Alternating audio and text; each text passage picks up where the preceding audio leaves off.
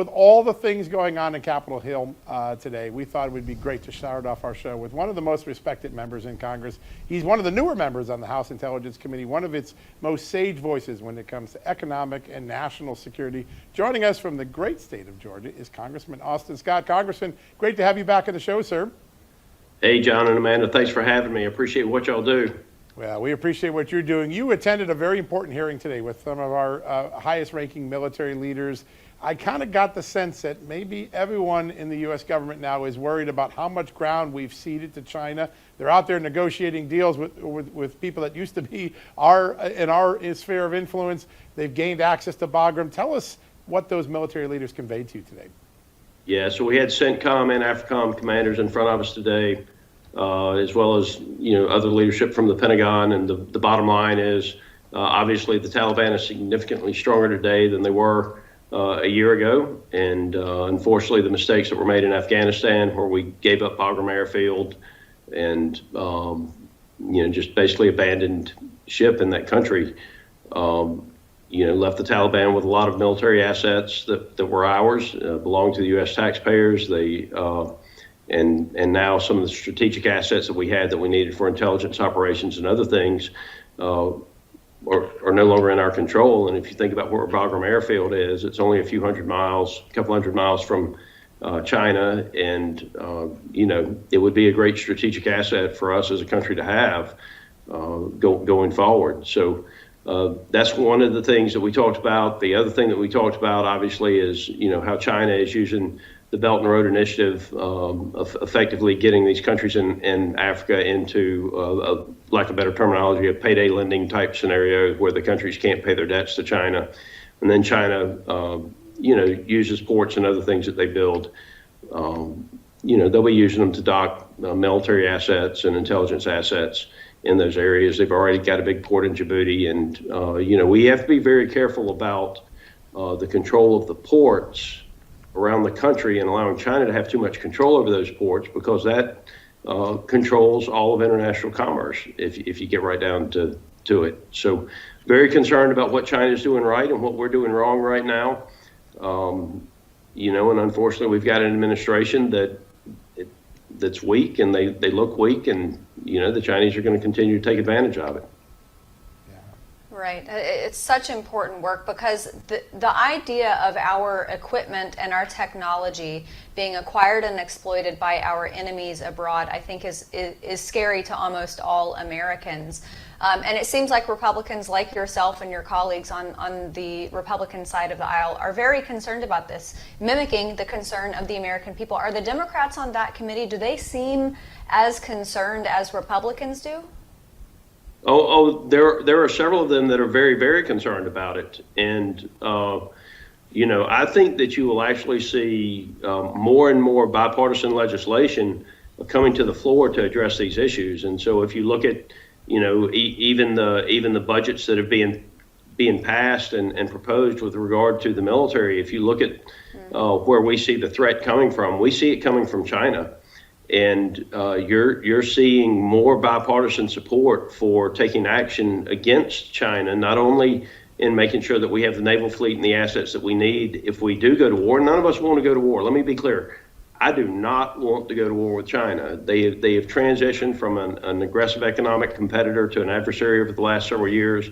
They sense weakness in our White House, and unfortunately, if you look at them doing war games with Russia, you look at Russia and China becoming closer. I don't think that we can ignore that, and I think most of the Dems on the Armed Services Committee feel that same way.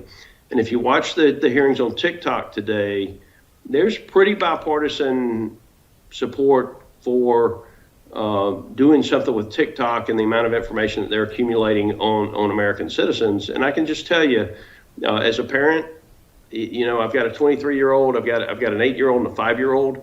Raising an 8-year-old and a 5-year-old today is very different than it was just 15 years ago, with social media and the telephones and everything else, and the data that's being collected on them. And I can assure you that, if you become a business leader in the future, or a police officer in the future, or a soldier in the future, the data that's going to be out there is going to be used to embarrass you at some point in your career. And so,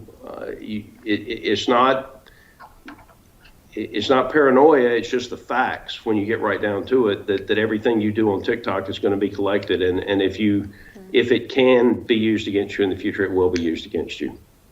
Yeah, scary stuff. Sir, I want to stay on China for one more moment. A few doors down from your hearing today, Congressman Scott Perry confronted Secretary of State Antony Blinken with information that your committee, the House Intelligence Committee, made public, open source intelligence, and some reporting by Just the News from a few weeks ago.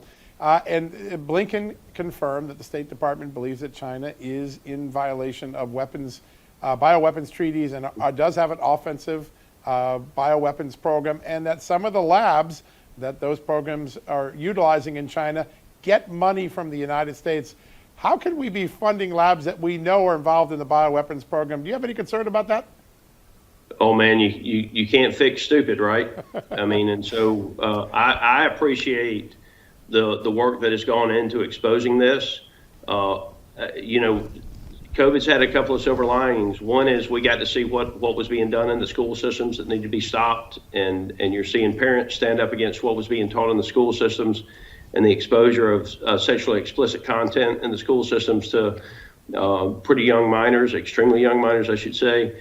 And then I think the other thing that it exposed, and I'm a member of Congress, I did not realize that we were sending U.S. tax dollars over there to that lab. And so I'll tell you, now that it's been exposed, it's got to be stopped.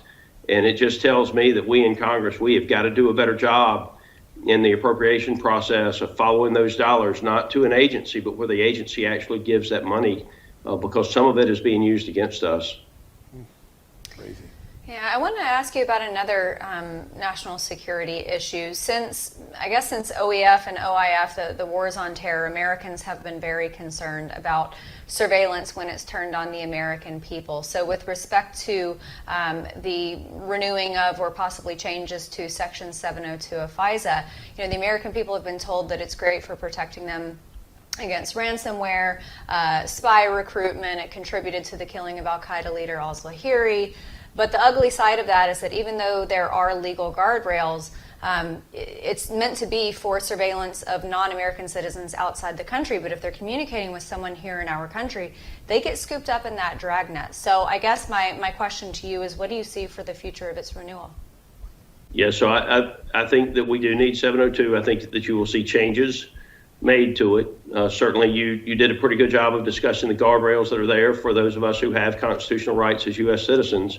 And unfortunately, there have been some people that have leaped those guardrails, for lack of better terminology. And there have got to be consequences for those people who are entrusted with, if you are entrusted with the ability to query that information and you abuse that, then there have to be consequences for the people that abuse that. So that's one of the things that I think you'll see us address is that, who's doing the queries, who's being queried, and who should actually have that authority and sign off on it. So the protections have got to be there for those of us who are American citizens that have constitutional rights. I think you'll see some people come out and personally talk about the fact that they were queried and raise some awareness to the fact that this is going on in areas where it shouldn't be done. That is, I think, a minority of the cases.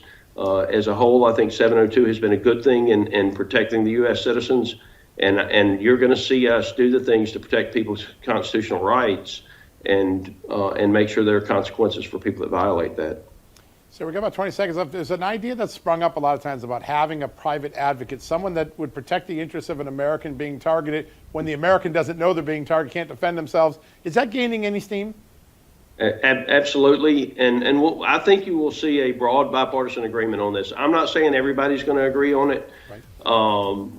But I think you'll see broad bipartisan agreement on what we come up with, and I think that you'll see some other people personally talking about what has been done to them in the past. Yeah, that's an important thing, learning from the mistakes of the past, improving for the future. Congressman, always a great honor to have you on your show. Thank you for joining us, sir.